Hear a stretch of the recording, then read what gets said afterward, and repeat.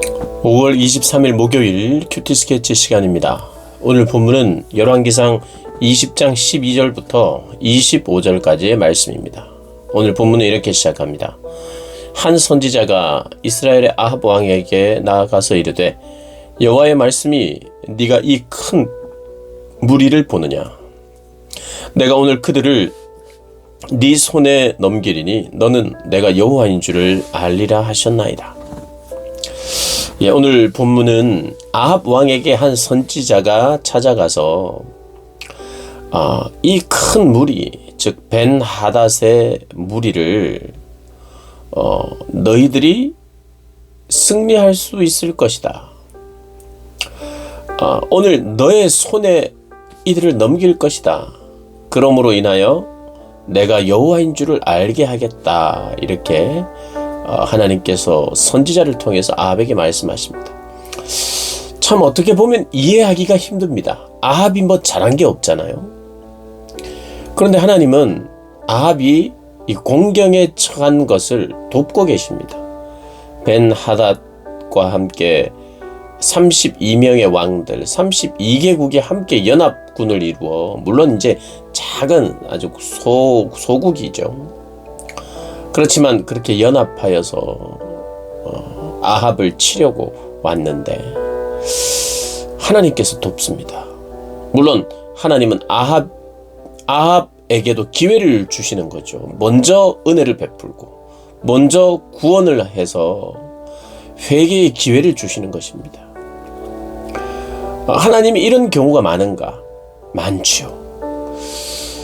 우리가 제대로 회개도 안 했는데, 또 제가 제대로 정신을 차리지도 않았는데 오히려 더 악한 길로 하나님을 인정하지 않는 길로 가고 있음에도 불구하고 하나님께서 참 좋은 것을 주심으로 먼저 구원하고 은혜를 베푸심으로 말미암아 오히려 더 하나님께 죄송한 마음이 들고, 이게 하나님이 아니면 이런 일이 일어날 수 없는데 라고 생각하면서 하나님이 여전히 나를 사랑하셔서 기회를 주시는구나, 이런 걸 깨닫게 될 때가 있죠. 그런 하나님이신 것을 오늘 본문은 또 보여주는 것 같아요. 내가 너에게 손을 편다. 내가 너를 도울 것이며 너는 그 구원의 은혜를 경험하고 맛보아 내가 어떠한 하나님이신지, 전쟁에 능하신 하나님이요 승리의 하나님이시라는 것을 네가 알게 될 텐데, 결과적으로 뭡니까? 네가 나를 인정하고 내게 돌아오라, 이거죠. 결국은 아합은 돌아오지 않습니다. 하나님이 구원을 베푸셔서 승리했음에도 불구하고. 그러나 그럼에도 불구하고 하나님은 아합에게 은혜를 베푸십니다. 그래서 아합이 그렇다면 누구를 통해서 일을 하실 것입니까? 이렇게 묻자 각 지방 고관의 청년들을 통해서 하겠다. 그러자 아합이 또 물어봅니다. 누가 싸움을 시작하리까? 이렇게 이야기를 하니까 대답하되 왕이니이다. 선지자가 그렇게 가르쳐줘요. 왕이 직접 데리고 가서 먼저 싸워라고 이야기를 한 것입니다. 사실은 약자들은 먼저 싸우러 나가지 않고 방어를 하면서 겨우 지키는 수준인데 오히려 하나님께서 네가 가서 먼저 쳐라, 이렇게 이야기합니다. 그런데 많은 이 싸움의 경험을 가지고 있는 그런 군사들이 아니라 청년들, 물론 이들이 정예 부대인지 정확하게 알 수는 없어요. 그러나 작은 인원이 갑니다. 그리고 7,000명의 또 남자들, 계수한 남자들이 7,000명이에요. 그래서 7,000명과 232명과 2명이 함께 가는 거예요. 아합이 이들을 통솔합니다. 16절에 보니 벤하닷이 장막에서 돕는 왕 32명과 함께 술을 마시고 취해 있어요. 낮에, 정오에. 그러니까 이들은 군사적인 그 숫자만 믿고 이제 곧 이스라엘을 함락하는 것은 시간 문제다, 그렇게 하면서 먼저 축포를 쏘아 올린 것 같아요. 먼저 그냥 술을 마시고 그들이 해이해져 있습니다. 그래서 17절에 각 지방의 고관의 청년들이 먼저 나아갔는데 벤하닷의 정탐꾼이 그들을 보고는 벤하닷에게 이렇게 이들이 왔다고 이야기를 합니다. 그러니까 벤하닷이 이렇게 이야기합니다. 18절에 화친하러 나왔든 싸우러 나왔든 그들을 다 사로잡아라 이렇게 이야기를 합니다. 그런데 청년들과 그들을 따른 7,000명의 군사들이 적군을 쳐 죽입니다. 아람 사람들이 또 도망합니다. 큰 승리를 얻었어요. 이스라엘이 쫓아갑니다. 아람 왕 벤하닷이 말을 타고 마병과 더불어 도망하여 피했다 이렇게 이야기를 합니다. 그래서 이스라엘이 크게 승리했다고 오늘 본문은 말하고 있습니다. 아까도 말씀드렸듯이 하나님께서 전세를 역전시켜 주죠.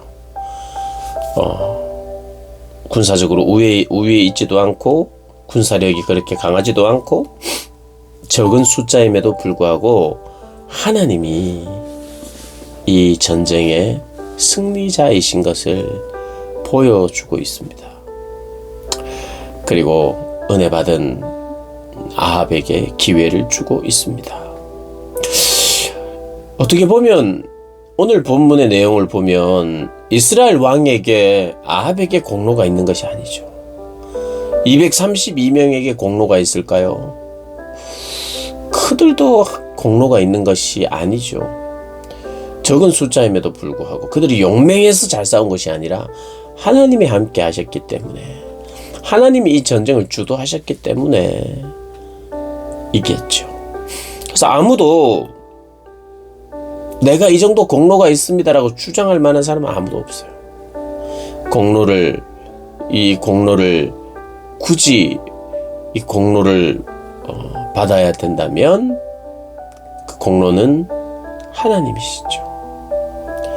그리고 하나님의 말씀이죠.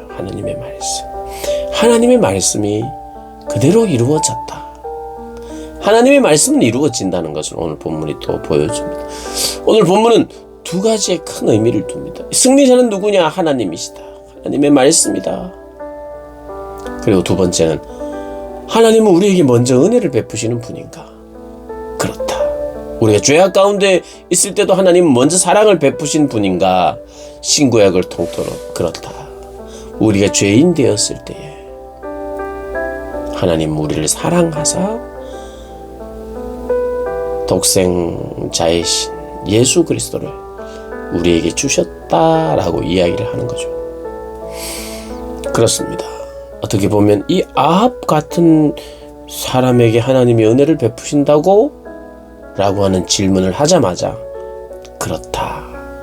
나 같은 자에게도 은혜를 베푸시는 하나님은 먼저 은혜를 베푸시고 회개할 기회를 주시고 돌아오게 하시는 분이시다. 그걸 우리가 꼭 붙들고, 하나님이 혹시 내가 뭔가 민감하지도 않고 뭔가 하나님 앞에 불순종하며 사는 것 같은데 하나님이 은혜를 베푸신다. 오히려 선물과 같은 것들을 하나님이 허락하신다.